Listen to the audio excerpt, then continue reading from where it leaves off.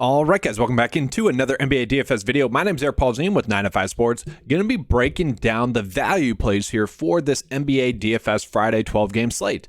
I already came out with the core plays video, so make sure to check that out. Okay, this is going to be a separate video from that. I'm just trying to see, on a big 12-game slate, if this is content that people want. So if it is, make sure to like. And then I keep saying this, but my goal is to reach 5,000 subscribers before the new year. So if you guys could hit that subscribe button, that helps me out a lot. So this will be a slightly different video than I typically do. I'm using the 9 to 5 cheat sheet here to show you guys which players are the best values, and then I'll be touching on kind of why. So Jalen McDaniels is popping up as the best value play, actually looking like he could be an 8x play. So McDaniels was actually a core play for me as well on this slate because Gordon Hayward has been ruled out. And with Gordon Hayward and Terry Rozier off the court, we're looking at a sample size of about 110 minutes with those two off the court. So a pretty strong sample size thus far in the season. His per 36 usage rate is about 19%, and his per 36 DK average is 33 DK points. So at his current price point, just opens up a lot. And we see the production there, guys. Sure, one bad game in there against Orlando, only played 22 minutes. Kind of shot the ball poorly. Even if he shoots the ball poorly tonight, he should still get those minutes. So he should still be able to get to 25 DK points. He very much should be a play that's not going to hurt you on the slate. So he is a player that I'm just going out of my way to play. And then from there, Miles Turner casually popping up there as well.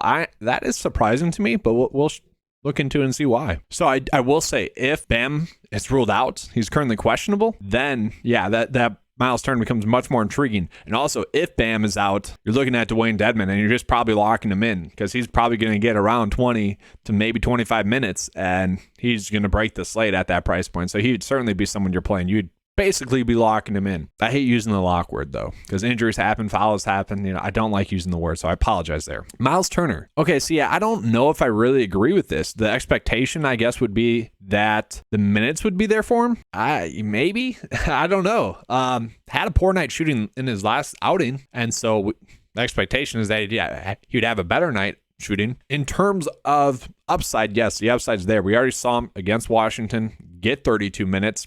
Have a good night shooting and score 55, almost 55 DK points. I get it. You could certainly play him, I guess.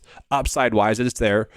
Safety-wise, not there. Darius Garland, kind of simple. If he's going to play the amount of minutes that he had, yes, he's going to be a strong price point play, especially going against Detroit. Yeah, I get that. Okay, got to make sure he's going to play. The Anthony Melton, yes, this is going to be a strong price point play as well. Philly is going to be without James Harden on the slate, which already makes Maxey a great play. I think it makes Tobias Harris a super safe play as well. But Melton at 4.4 is a player that you probably should be going out of your way to play. The strong floor right now, even if James Harden was active in this game, you could look at Melton as kind of just a lineup filler, as someone like a shoulder shrug play. You have to end up on him, you're fine with it, but not someone you're particularly going out of your way to play. Now with James Harden ruled out, he should be someone that you are looking at. Going to get an increase in usage. The minutes are going to be there. If you can get a couple more assists, a couple more rebounds, should be a very strong price point play for you on the slate. Then from there, Mason Plumlee, I guess that's more of a matchup thing. DK points per minute with Memphis, that's 1.1. That's pretty solid. So if he does get 28 minutes, should be a solid floor play there. Brandon Ingram, I don't disagree with this. A very solid DK average, not a terrible matchup he could get there. Colin Sexton, I'm not sure I see it there with him. Duncan Robinson's an interesting one that I want to call out as well, guys. Projected to get 5.9x, so not great. But obviously with Jimmy Butler out, he is someone that you could look at. And I think some people are going to go this route. The minutes have been there the last two games as well, which is encouraging. Okay, so Jimmy Butler's out.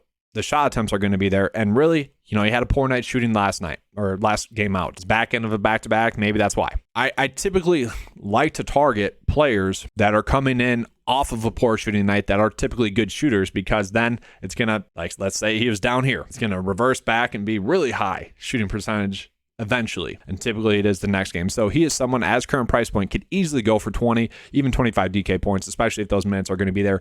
Very strong price point play for me on this slate. Now, Keon Johnson could be a very interesting play as well, in the sense that Damian Lillard is already ruled out. Okay.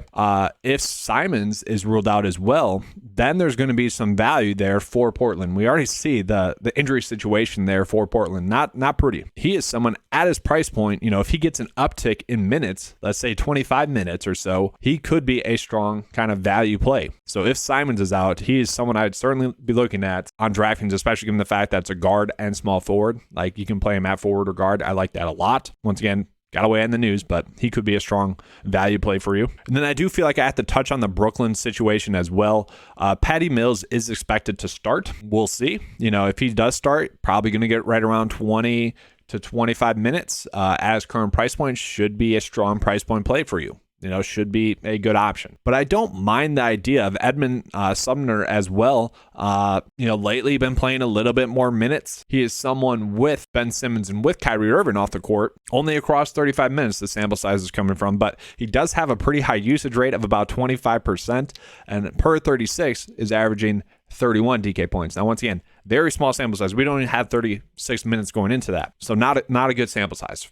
But let's just say he is someone that does get an increase in playing time. Let's say he gets 20, 25 minutes. He is someone that I think does have the potential to break the slate as a value play. Okay. There's a lot of if-then statements currently on this slate. Like, if this player is ruled out or if this player is starting, then you want to roster him. It is just one of those situations right now thus far. And because of that, I'm going to give you one that just in general is going to be a strong price point play as well. Patrick Williams at 4K is a strange price point to me. Okay. The last 3 games over 30 minutes. Okay. And the last 2 games over 20 DK points. And I'm just saying 20 because at 4K to 5X, he can get there. Okay. To 6X can easily get there. I shouldn't say easily get there, but doesn't take much as well. He is someone that wouldn't be shocking to see, 6X. So as price point is certainly a lineup filler to me, someone you can roll with if you want to in a pinch. I feel like I should touch on Gabe Vincent real quick, guard wise as well. Probably going to get, 25 to 30 minutes in this one. Probably, we could see that be different. Not like a lock and load with those minutes, but let's just say they're there. Let's assume that they're there. And then, yes, should be a guy in which, 5X play, a fine guard play. I'd much rather take a risk with the Brooklyn guards and, hope to be right or pay up for Melton than pay Gabe Vincent. So that's kind of the worry with him as a play, just not as good of a play as the other guard plays in that general price point range. Another kind of just strange price point, I would say, would be Bates here, shifted into a starting lineup. Since then, over 20 minutes, getting over 20 DK points then, kind of price point wise, is someone you can certainly look at on this slate. Once again, more or less just someone, if you end up on him, you're fine with it. I'd rather play Patrick Williams, but not a terrible price point play as well. And then lastly, guys, just trying to find some value center play. Isaiah Hartenstein, not terrible, getting over 25 minutes the last 3 games. Someone that could get you 25 DK points, not someone we're particularly going out of our way to play. Let's say Mitchell Robinson gets in foul trouble guarding Embiid if he is active. Then yeah, could be a decent price point play. All right, that's all I have for you guys for the value plays video. If you guys enjoy this coverage, make sure to let me know. That helps me be able to put out content that you guys appreciate and want to see more of, which obviously helps the channel grow even more. It's it's to help me help you guys. If you guys want to become a 9to5 member, get access to the 9to5 DraftKings lineup optimizer. It's included in the membership for $10 a month. Including that is the NBA, NFL, and PGA DFS cheat sheet, as well as the DraftKings lineup optimizers for those sports as well. All right, thanks for watching. Let's have a good slate, guys. And as always, let's keep cashing.